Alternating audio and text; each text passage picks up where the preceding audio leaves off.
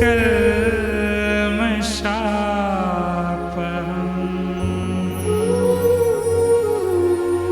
श्रवणमङ्गलम्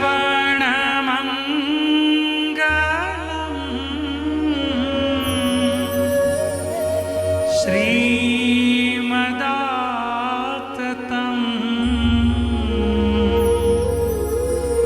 भुवि गृह्णन्ति ते भूरिदा जना।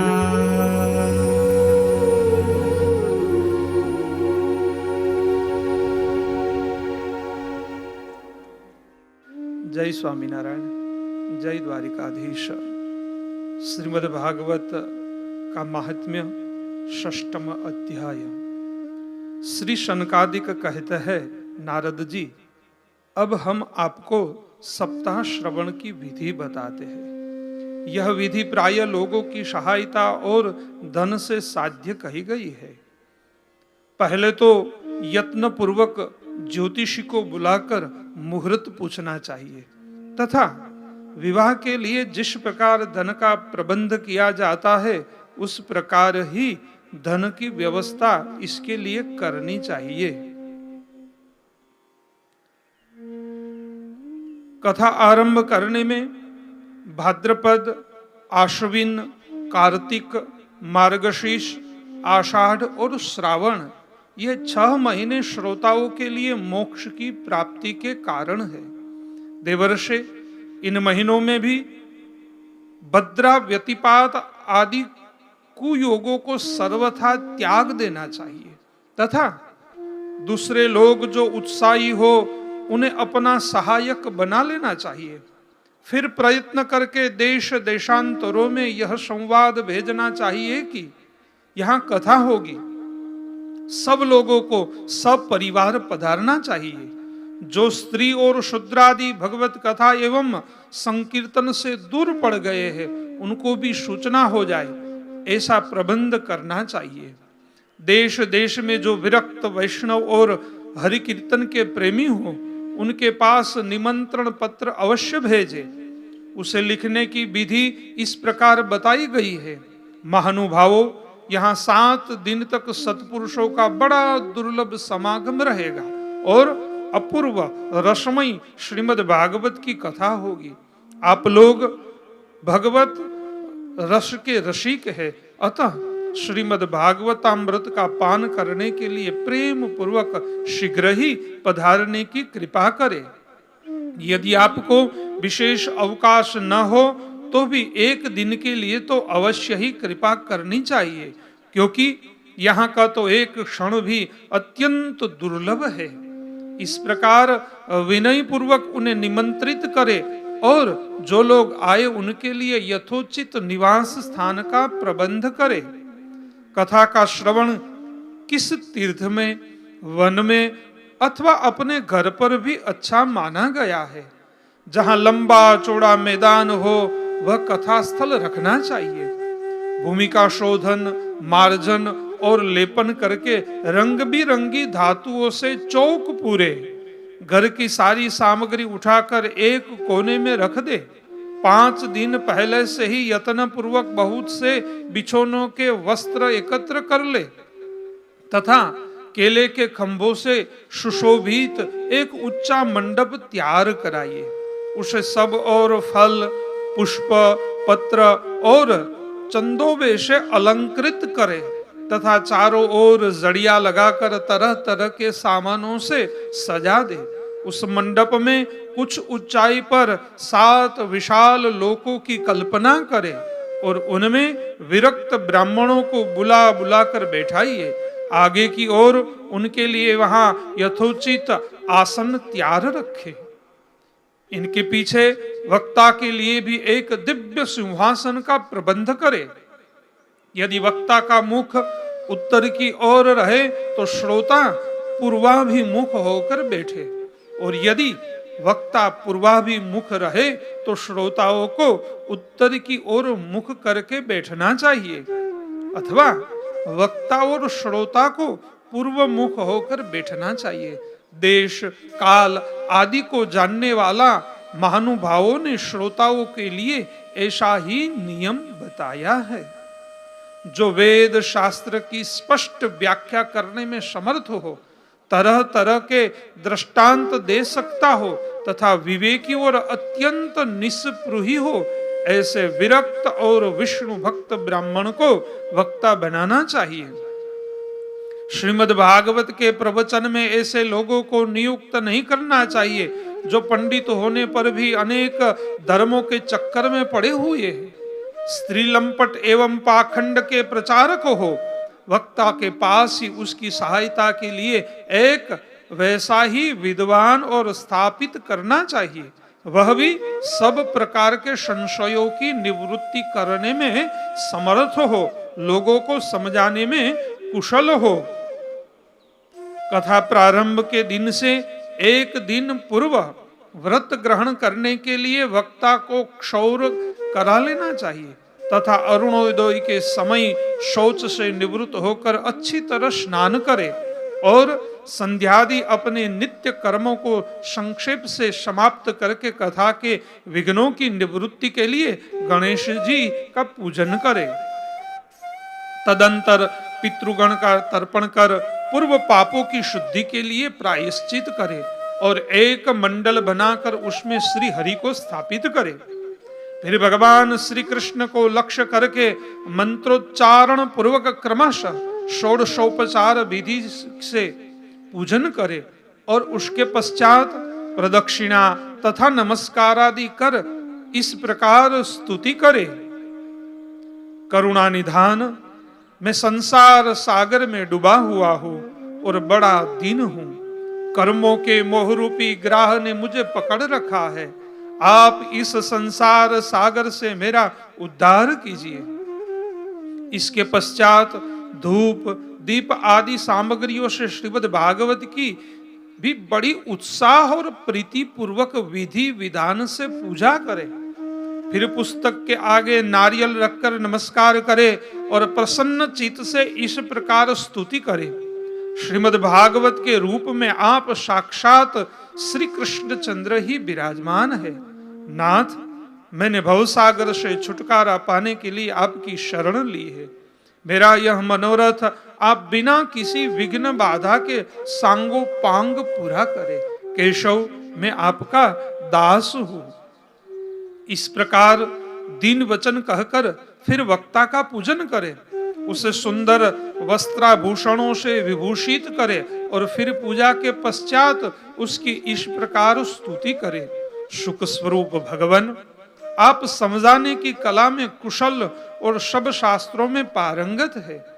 कृपया इस कथा को प्रकाशित करके मेरा अज्ञान दूर करे। फिर अपने कल्याण के लिए प्रसन्नता पूर्वक उसके सामने नियम ग्रहण करे और 7 दिनों तक यथाशक्ति उसका पालन करे। कथा में विघ्न न हो उसके लिए 5 ब्राह्मणों को और वर्ण करे। वे 12 मंत्र द्वारा भगवान के नामों का जप करे। फिर ब्राह्मण अन्य विष्णु भक्त एवं कीर्तन करने वालों को नमस्कार करके उनकी पूजा करे और उनकी आज्ञा पाकर स्वयं भी आसन पर बैठ जाइए। जो पुरुष लोक संपत्ति, धन, घर और पुत्रादि की चिंता छोड़कर शुद्ध चित्त से केवल कथा में ही ध्यान रखता है, उसे इसके श्रवण का उत्तम फल मिलता है। बुद्धिमान वक्ता को चाहिए कि सूर्योदय से कथा आरंभ करके 3.5 प्रहर तक मध्यम स्वर से अच्छी तरह कथा वांचे। दोपहर के समय 2 घड़ी तक कथा बंद रखे। उस समय कथा के प्रसंग के अनुसार वैष्णवों को भगवान के गुणों का कीर्तन करना चाहिए। व्यर्थ बातें नहीं करनी चाहिए। कथा के समय मलमूत्र के वेग को काबू में रखने के लिए अल्पाहार सुखाकारी होता है, इसलिए श्रोता केवल एक ही समय हविष्यान भोजन करे। यदि शक्ति हो तो 7 दिन निराहार रहकर कथा सुने अथवा केवल घी या दूध पीकर सुख पूर्वक श्रवण करे अथवा फलाहार या एक समय ही भोजन करे, जिससे जैसा नियम सुभीति से सद्य सके उसी को कथा श्रवण के लिए ग्रहण करे। मैं तो उपवास की अपेक्षा भोजन करना अच्छा समझता हूं, यदि वह कथा श्रवण में सहायक हो। यदि उपवास में श्रवण में बाधा पहुंचती हो तो वह किसी काम का नहीं। नारद जी, नियम से सप्ताह सुनने वाले पुरुषों के नियम सुनिए। विष्णु भक्ति की दीक्षा से रहित पुरुष कथा श्रवण का अधिकारी नहीं है। जो पुरुष नियम से कथा सुने उसे ब्रह्मचर्य से रहना, भूमि पर सोना और नित्य प्रति कथा समाप्त होने पर पत्तल में भोजन करना चाहिए। दाल, मधु, तेल, गरिष्ठ अन्न, भाव दूषित पदार्थ और बासी अन्न, इनका उसे सर्वदा ही त्याग करना चाहिए। काम, क्रोध, मद, मान, मत्सर, लोभ, दंभ, मोह और द्वेष को तो अपने पास भी नहीं फटक देना चाहिए। वह वेद, वैष्णव, ब्राह्मण, गुरु, गौसेवक तथा स्त्री, राजा और महापुरुषों की निंदा से भी बचे। नियम से कथा सुनने वाले पुरुष को रजस्वला स्त्री, अंत्यज, मल्लेच्छ, पतित, गायत्रीहीन, द्विज, ब्राह्मणों से द्वेष करने वाले तथा वेद को न मानने वाले पुरुषों से बात नहीं करनी चाहिए। सर्वदा सत्य, शौच, दया, मौन, सरलता, विनय और उदारता का बर्ताव करना चाहिए। धनहीन, क्षय रोगी, किसी अन्य रोगों से पीड़ित, भाग्यहीन, पापी, पुत्रहीन और मुमुक्षु भी यह कथा श्रवण करे। जिस स्त्री का रजोदर्शन रुक गया हो, जिसके एक ही संतान होकर रह गई हो, जो बांझ हो, जिसकी संतान होकर मर जाती हो अथवा जिसका गर्भ गिर जाता हो, वह यत्न पूर्वक इस कथा को सुने। ये सब यदि विधिवत कथा सुने तो इन्हें अक्षय फल की प्राप्ति हो सकती है। यह अत्युत्तम दिव्य कथा करोड़ों यज्ञों का फल देने वाली है। इस प्रकार इस व्रत की विधियों का पालन करके फिर उद्यापन करें। जिन्हें इसके विशेष फल की इच्छा हो वे जन्माष्टमी व्रत के समान ही इस कथा व्रत का उद्यापन करें। किंतु जो भगवान के अकिंचन भक्त हैं उनके लिए उद्यापन का कोई आग्रह नहीं है। वे श्रवण से ही पवित्र है, क्योंकि वे तो निष्काम भगवत भक्त है। इस प्रकार जब सप्ताह यज्ञ समाप्त हो जाए तब श्रोताओं को अत्यंत भक्ति पूर्वक पुस्तक और वक्ता की पूजा करनी चाहिए। फिर वक्ता श्रोताओं को प्रसाद, तुलसी और प्रसादी मालाएं दे तथा सब लोग मृदंग और जांज की मनोहर ध्वनि से सुंदर कीर्तन करे। जय जयकार, नमस्कार और शंख ध्वनि का घोष कराइए तथा ब्राह्मण और याचकों को धन और अन्न दे। श्रोता विरक्त हो तो कर्म की शांति के लिए दूसरे दिन गीता पाठ करे। गृहस्थ हो तो हवन करे। उस हवन में दशम स्कंद का एक एक श्लोक पढ़कर विधि पूर्वक खीर, मधु, घृत, तल और अन्नादि सामग्रियों से आहुति दे अथवा एकाग्र चित्त से गायत्री मंत्र द्वारा हवन करे, क्योंकि तत्वतः यह महापुराण गायत्री स्वरूप ही है। होम करने की शक्ति न हो तो उसका फल प्राप्त करने के लिए ब्राह्मणों को हवन सामग्री दान करे तथा नाना प्रकार की त्रुटियों को दूर करने के लिए और विधि में फिर जो न्यूनाधिकता रह गई हो उसके दोषों की शांति के लिए विष्णु सहस्त्र नाम का पाठ करे। उससे सभी कर्म सफल हो जाते हैं, क्योंकि कोई भी कर्म इससे बढ़कर नहीं है। फिर 12 ब्राह्मणों को खीर और मधु आदि उत्तम उत्तम पदार्थ खिलाए तथा व्रत की पूर्ति के लिए गौ और सुवर्ण का दान करे। सामर्थ्य हो तो 3 तोले सोने का एक सिंहासन बनवाइए। उस पर सुंदर अक्षरों में लिखी हुई श्रीमद् भागवत की पोथी रखकर उसकी आह्वानादिक विधि से उपचारों से पूजा करे और फिर जितेंद्रिय आचार्य उसका वस्त्र, आभूषण एवं गंधादि से पूजन कर दक्षिणा के सहित समर्पण कर दे। यो करने से वह बुद्धिमान दाता जन्म मरण के बंधनों से मुक्त हो जाता है। यह सप्ताह पारायण की विधि सब पापों की निवृत्ति करने वाली है। इसका यह प्रकार ठीक ठीक पालन करने से यह मंगलमयी भागवत पुराण अभिष्ट फल प्रदान करता है तथा अर्थ, धर्म, काम और मोक्ष चारों की प्राप्ति का साधन हो जाता है, इसमें संदेह नहीं है। सनकादिक कहते हैं, नारद जी, इस प्रकार तुम्हें यह सप्ताह श्रवण की विधि हमने पूरी पूरी सुना दी, अब और क्या सुनना चाहते हो? इस श्रीमद् भागवत से भोग और मोक्ष दोनों ही हाथ लग जाते हैं। सूत जी कहते हैं, है शौनक जी, यो कहकर महामुनि शनकादिक ने एक सप्ताह का विधि पूर्वक इस सर्व पाप नाशिनी परम पवित्र तथा भोग और मोक्ष प्रदान करने वाली भागवत कथा का प्रवचन किया। सब प्राणियों ने नियम पूर्वक इसे श्रवण किया। इसके पश्चात उन्होंने विधि पूर्वक भगवान पुरुषोत्तम की स्तुति की। कथा के अंत में ज्ञान, वैराग्य और भक्ति की बड़ी पुष्टि मिली और वे तीनों एकदम तरुण होकर सब जीवों का चित्त अपनी ओर आकर्षित करने लगे। अपना मनोरथ पूरा होने से नारद जी को भी बड़ी प्रसन्नता हुई। उनके सारे शरीर में रोमांच हो आया और वे परमानंद से पूर्ण हो गए। इस प्रकार कथा श्रवण कर भगवान के प्यारे नारद जी हाथ जोड़कर प्रेम गदगद वाणी से सनकादिक से कहने लगे। नारद जी ने कहा, मैं धन्य हूं, आप लोगों ने करुणा करके मुझे बड़ा ही अनुग्रहित किया। आज मुझे सर्व पापहारी भगवान श्री हरि की ही प्राप्ति हो गई। तपोधनो, मैं श्रीमद् भागवत श्रवण को ही सब धर्मों से श्रेष्ठ मानता हूं, क्योंकि जिसके श्रवण से वैकुंठ विहारी श्री कृष्ण की प्राप्ति होती है। सूत जी कहता है, शौनक जी, वैष्णव श्रेष्ठ नारद जी यो कह ही रहे थे कि वहां घूमते फिरते योगेश्वर सुखदेव जी आ गए।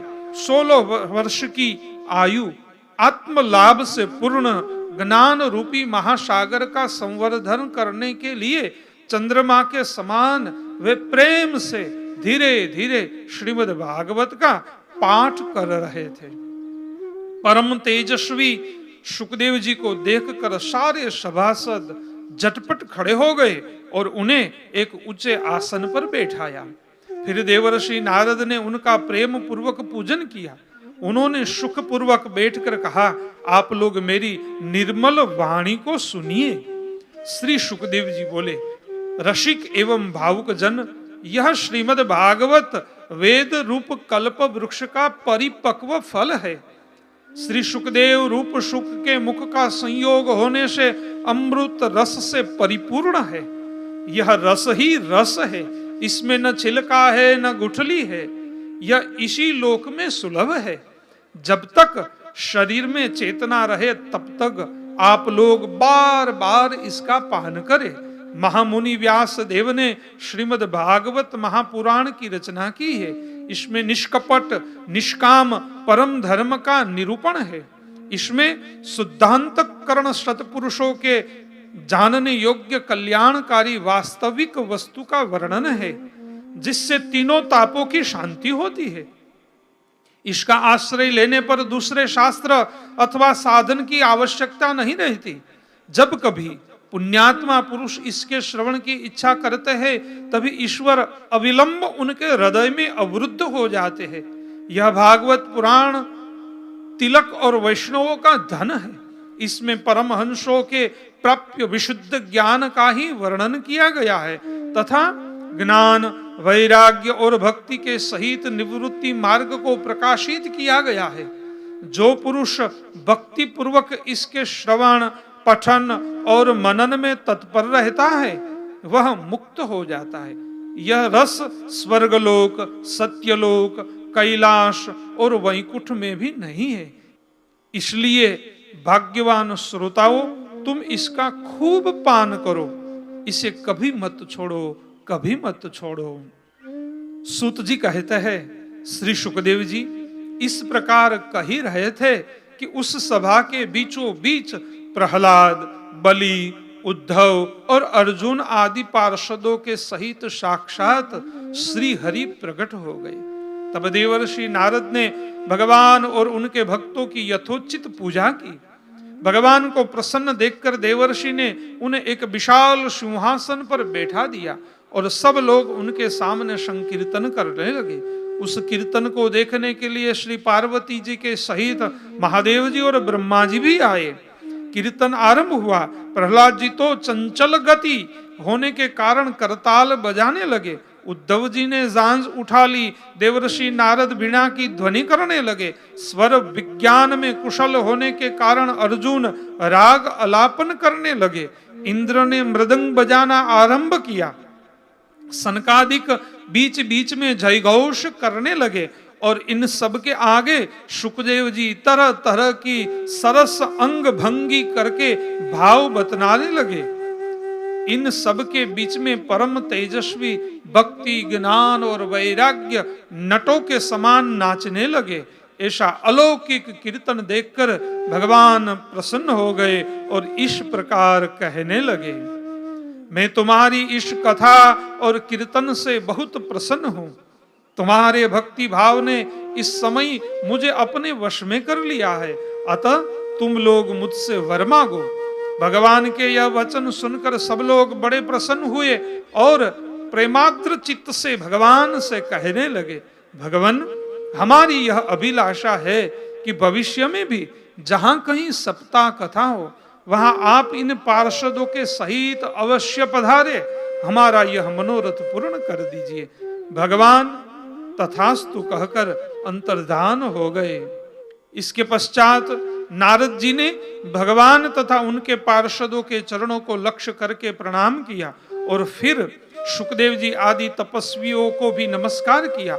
कथामृत का पान करने से सब लोगों को बड़ा ही आनंद हुआ, उसका सारा मोह नष्ट हो गया। फिर वे सब लोग अपने अपने स्थानों को चले गए। उस समय शुकदेव जी ने भक्ति को उसके पुत्रों सहित अपने शास्त्र में स्थापित कर दिया। इससे भागवत का सेवन करने से श्री हरि वैष्णव के हृदय में आविराजित है। जो लोग दरिद्रता के दुख ज्वर की ज्वाला से दग्ध हो रहे हैं, जिन्हें माया पिशाचिनी ने रौंद डाला है तथा जो संसार समुद्र में डूबे रहे हैं, उनका कल्याण करने के लिए श्रीमद् भागवत शिवनाद कर रहा है। शौनक जी ने पूछा, श्रुत जी, शुकदेव जी ने राजा परीक्षित को, गौकर्ण ने धुंधुकारी को और शनकादिक ने नारद जी को किस किस समय यह ग्रंथ सुनाया था? मेरा यह संशय दूर कीजिए। सूत जी ने कहा, भगवान श्री कृष्ण के स्वधाम गमन के बाद कलयुग के 30 वर्ष से कुछ अधिक बीत जाने पर भाद्रपद मास की शुक्ला नवमी को शुकदेव जी ने कथा आरंभ की थी। राजा परीक्षित के कथा सुनने के बाद कलयुग के 200 वर्ष बीत जाने पर आषाढ़ मास की शुक्ला नवमी को गोकर्ण जी ने यह कथा सुनाई थी। इसके पीछे कलयुग के 30 वर्ष और निकल जाने पर कार्तिक शुक्ला नवमी से सनकादिकों ने कथा का आरंभ किया था। निष्पाप शौनक जी, आपने जो कुछ पूछा था उसका उत्तर मैंने आपको दे दिया। इस कलयुग में भागवत की कथा भवरोग की राम बाण औषधि है। संत जन, आप लोग आदर पूर्वक इस कथामृत का पान कीजिए। यह श्री कृष्ण को अत्यंत प्रिय, संपूर्ण पापों का नाश करने वाला, मुक्ति का एकमात्र कारण और भक्ति को बढ़ाने वाला है। लोक में अन्य कल्याणकारी साधनों का विचार करने और तीर्थों का सेवन करने से क्या होगा? अपने दूतों को हाथ में पाश लिए देखकर यमराज उसके कान में कहते हैं, देखो, जो भगवान की कथा वार्ता में मत हो रहे हो उनसे दूर रहना। मैं औरों को ही दंड देने की शक्ति रखता हूं, वैष्णवों को नहीं। इस असार संसार में विषय रूप विष की आसक्ति के कारण व्याकुल बुद्धि वाले पुरुष अपने कल्याण के उद्देश्य से आधे क्षण के लिए भी इस शुक कथा रूप अनुपम सुधा का पान करो। प्यारे भाइयों, निंदित कथाओं से युक्त कुपथ में व्यर्थ ही क्यों भटक रहे हो? इस कथा कि कान में प्रवेश करते ही मुक्ति हो जाती है। इस बात के साक्षी राजा परीक्षित है। श्री सुखदेव जी ने प्रेम रस के प्रवाह में स्थित होकर इस कथा को कहा था। इसका जिसके कंठ से संबंध हो जाता है वह वैकुंठ का स्वामी बन जाता है। शौनक जी, मैंने अनेक शास्त्रों को देखकर आपको यह परम गोप्य रहस्य अभी अभी सुनाया है।